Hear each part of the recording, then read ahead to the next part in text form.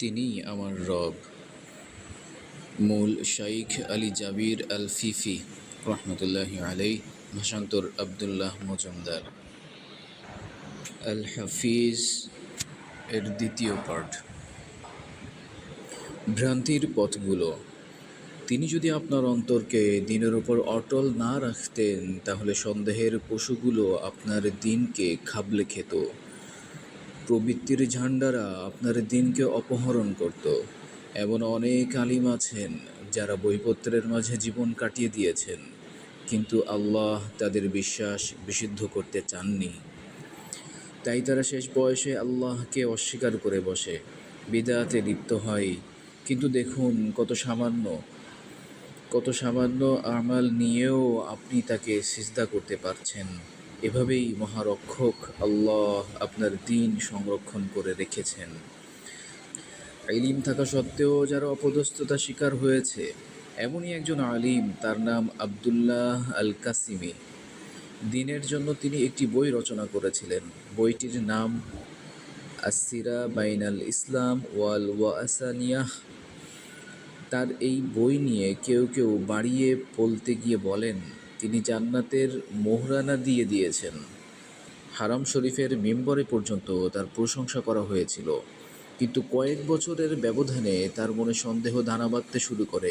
এমন ফিতনা থেকে আল্লাহ আমাদের সকলকে রক্ষা করুন। তার মনে সন্দেহ দানা বাঁধতে থাকে, তারপর তার ধারণাকৃত সেই সন্দেহগুলো একদিন তথ্যে রূপ নেয়, বাস্তব চিন্তায় পরিণত হয়।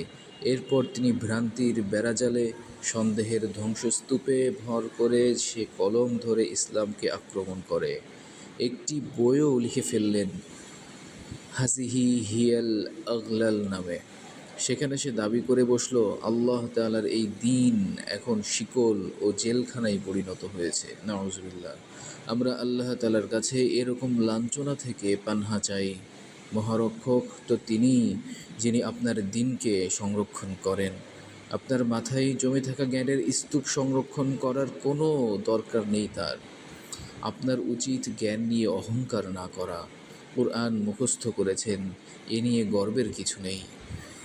নবী রাসূলুল্লাহ সাল্লাল্লাহু আলাইহি ওয়াসাল্লামের কিছু হাদিস মুখস্থ বলতে পারেন, এ নিয়ে কিসের বড়াই?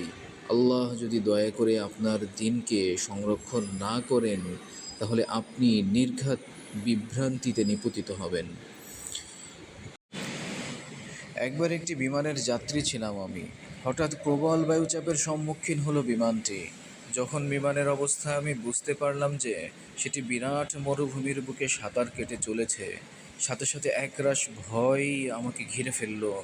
জীবনে এত ভ্রমণ করেছি, সেখানে তো আকাশের বুকে বিমানের এই দুর্বল অবস্থানের ব্যাপারে আমি সচেতন ছিলাম না। আল্লাহ তাআলার অশেষ ক্ষমতায় কিভাবে এটা আকাশে ভেসে বেড়ায়, কখনো তা আমি ভেবেও দেখিনি। সাগর ঝড়ে, প্রবল ঢেউয়ে জাহাজ হলো টালমাটাল। নিবিড়ভাবে তাকেই তখন যাচ্ছি ডেকে সমান তাল। ঝড়ের শেষে নিরাপদে পৌঁছি যখন তীরে, এক নিমিষেই ভুলি তাকে খেলতামাশাই ফিরে। মাঝ আকাশে উড়ছি যখন মুক্ত বাধাহীন, যাই না পড়ে রক্ষা করুন রব্বুল আলামিন।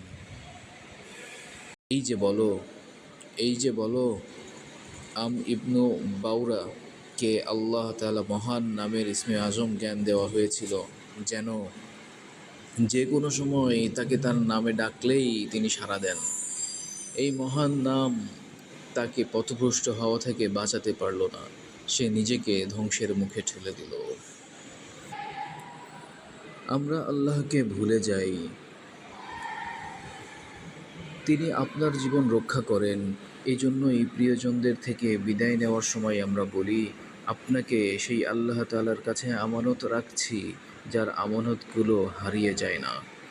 যে আমানত আল্লাহ তাআলা সংরক্ষণ ও রক্ষণাবেক্ষণের আওতায় রয়েছে, তা হারানো যে অসম্ভব। কোনো দুর্ঘটনায় যদি কোনো মানুষ বেঁচে যায়, তাহলে তার পেছনে অবশ্যই একজন সংরক্ষণকারী থাকেন, যিনি তাকে বাঁচান। আমরা অ্যান্টি স্লিপ, গাড়ির ব্রেক, প্রতিরক্ষামূলক বেলুন আর সিট বেল্টের উপকারিতা জানি ঠিকই, কিন্তু আমাদের কি দুর্ভাগ্য, এর সক্ষমতা অক্ষমতা সব কিছুর সৃষ্টিকর্তা মহান আল্লাহকে আমরা ভুলে যাই। সাগরের ঢেউ তরঙ্গ যখন জাহাজে আঘাত হানে, হৃৎপিণ্ডটা যখন ভয়ে বুক পর্যন্ত উঠে আসে, তখন কে সলিল সমাধি হওয়া থেকে জাহাজটাকে রক্ষা করে? একটি ভিডিওতে দেখেছিলাম সাগরের উন্মুক্ত ঢেউ খেলা করছে একটা জাহাজ নিয়ে। জাহাজের লোকজন দ্রুত এক পাশ থেকে অন্য পাশে ছুটে যাচ্ছে। তাদের তখন কিছুই করার নেই, এমনকি স্বাভাবিক চিন্তাশক্তিও লোপ পেয়েছে। তাদের মাথায় যে একটা জিনিস আছে তা হলো কোনো কিছু আঁকড়ে ধরে জীবন রক্ষা করা। তারপর যখন ক্যামেরাটা আরও দূর থেকে তাক করা হলো, তখন বিশাল সমুদ্রের প্রমত্ত উর্মিমালার মাঝে জাহাজটাকে মনে হলো ছোট্ট একটা টুকরো কাগজ। বিমানের পাইলট যখন ঘোষণা করে বিমানের সমস্যা দেখা দিয়েছে, তখন যাত্রীরা সবাই পরম ভক্তির সাথে আল্লাহকে স্মরণ করতে থাকে। সবাই আল্লাহ তাআলার কাছে আশ্রয় চেয়ে তওবার ঘোষণা দেয়। জীবনের সব আশা ভরসা স্বপ্ন চিন্তা ভুলে যায়। তাদের বিবেক বুদ্ধি তখন শুধু মৃত্যুর কথাই চিন্তা করে। কে তিনি, যিনি তার মহান ক্ষমতায় বিকল বিমান সচল করে দিয়েছেন? যারা ভয়ে কুঁকড়ে ভূত হয়ে গিয়েছিল, কোন সত্তা তাদের সুস্থ স্বাভাবিক অবস্থায় বের করে এনেছেন? একবার একটি বিমানের যাত্রী ছিলাম আমি। হঠাৎ প্রবল বায়ুচাপের সম্মুখীন হলো বিমানটি। যখন বিমানের অবস্থা আমি বুঝতে পারলাম যে সেটি বিরাট মরুভূমির বুকে সাঁতার কেটে চলেছে, সাথে সাথে একরাশ ভয় আমাকে ঘিরে ফেলল। জীবনে এত ভ্রমণ করেছি, সেখানে তো আকাশের বুকে বিমানের এই দুর্বল অবস্থানের ব্যাপারে আমি সচেতন ছিলাম না। আল্লাহ তাআলার অশেষ ক্ষমতায় কিভাবে এটা আকাশে ভেসে বেড়ায়, কখনো তা আমি ভেবেও দেখিনি। সাগর ঝড়ে প্রবল ঢেউয়ে জাহাজ হলো টালমাটাল, নিবিড়ভাবে তাকেই তখন যাচ্ছি ডেকে সমান তাল। ঝড়ের শেষে নিরাপদে পৌঁছি যখন তীরে, এক নিমিষেই ভুলি তাকে খেলতামাশাই ফিরে। মাঝ আকাশে উড়ছি যখন মুক্ত বাধাহীন, যাই না পড়ে রক্ষা করুন রব্বুল আলামিন।